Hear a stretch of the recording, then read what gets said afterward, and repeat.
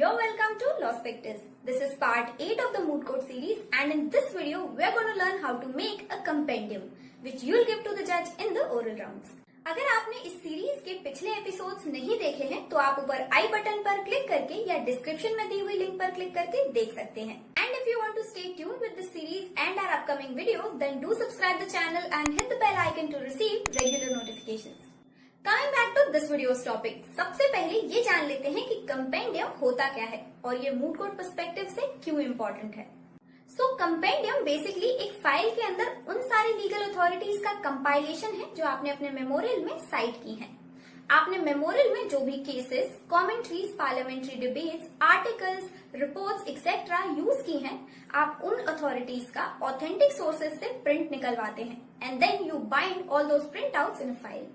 वो फाइल आपको ओरल राउंड्स के दौरान जजेस को देनी होती है ताकि आप आर्ग्यूमेंट्स के दौरान जब भी कोई लीगल अथॉरिटी साइट करे तो जजेस उस कंपेंडियम को देखकर ये समझ सके कि वो लीगल अथॉरिटी आपके केस पर कितने हद तक एप्लीकेबल है और क्या वो एक ऑथेंटिक सोर्स है भी या नहीं.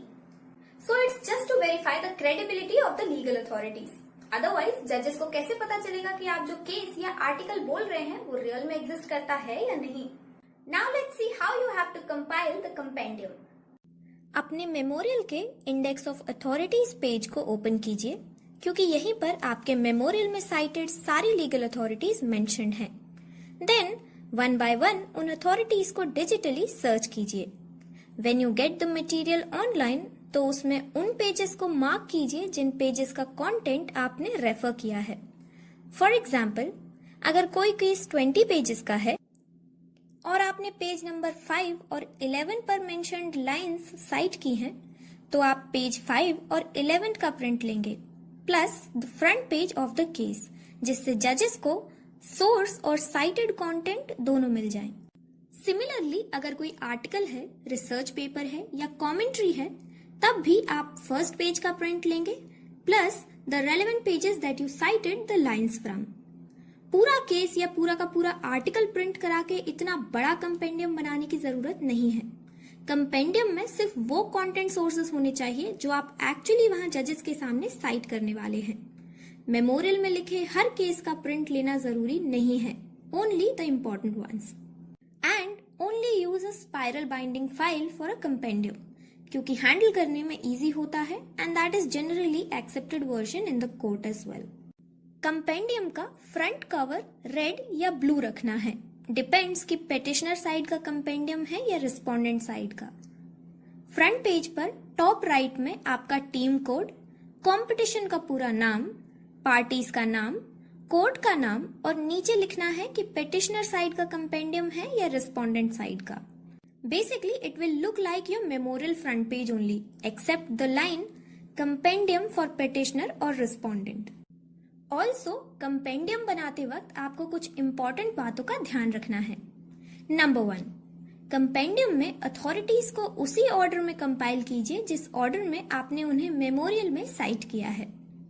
Number 2, don't forget to mention page numbers on each page of the compendium, otherwise जजेस को एक पर्टिकुलर रेफरेंस इंडिकेट करना काफी मुश्किल होगा. नंबर 3, कंपेंडियम में साइटेड फ्रेजेस, लाइंस या पैराग्राफ्स को हाइलाइटर से हाईलाइट कर दीजिए. This will make your and जजेस वर्क मच इजियर. आप चाहें तो इम्पोर्टेंट पेजेस पर स्टिकी नोट्स भी लगा सकते हैं फॉर इजी आइडेंटिफिकेशन. नंबर 4, आप केसेस या बाकी लीगल रेफरेंसेस को किन डिजिटल सोर्सेस से डाउनलोड कर रहे हैं ये बहुत मैटर करता है. ध्यान रखिए कि वो एक वेल एक्सेप्टेड और ऑथेंटिक सोर्स हो. अगर नेशनल केसेस की बात करें तो SCC ऑनलाइन या मनु पात्रा बेस्ट सोर्सेस हैं और AIR रिपोर्ट्स का भी आप यूज कर सकते हैं. इंडियन कानून या इसी तरह की और भी जेनेरिक वेबसाइट्स का कंटेंट जजेस यूजुअली एक्सेप्ट नहीं करते हैं, so refrain from that. Foreign cases के लिए आप वेस्ट लॉ, हाइन ऑनलाइन या इसी तरह की ऑथेंटिक डेटाबेसेस का ही यूज कीजिएगा. लॉ कमेंट्रीज, पार्लियामेंट्री डिबेट्स और डेटा के लिए आप गवर्नमेंट वेबसाइट्स या रिकॉग्नाइज्ड ऑर्गेनाइजेशंस की वेबसाइट्स का यूज करिए एंड दैट वेबसाइट और organisation name should be visible on the print out. Articles या रिसर्च पेपर्स भी अगर आप किसी रिकॉग्नाइज्ड नेशनल या इंटरनेशनल जर्नल से रेफर करेंगे तो बेटर होगा. इंटरनेशनल रिपोर्ट्स, ट्रीटीज या कन्वेंशंस के लिए UN websites are the best. You can also check out some recognized international websites. Basically, look for valuable citations. Number 5. Compendium में कौन सा पेज कब रेफर करना है ये आपकी मूड कोर्ट स्पीच में लिखा होना चाहिए. जब आप रेगुलर इंटरवल्स पर जजेस को कंपेंडियम रेफर करने के लिए कहेंगे तो चांसेस हैं कि जजेस आपसे ज्यादा सेटिस्फाइड हों और कंपैरेटिवली आपसे कम क्वेश्चन करेंगे, which will ultimately give you more time to complete your arguments.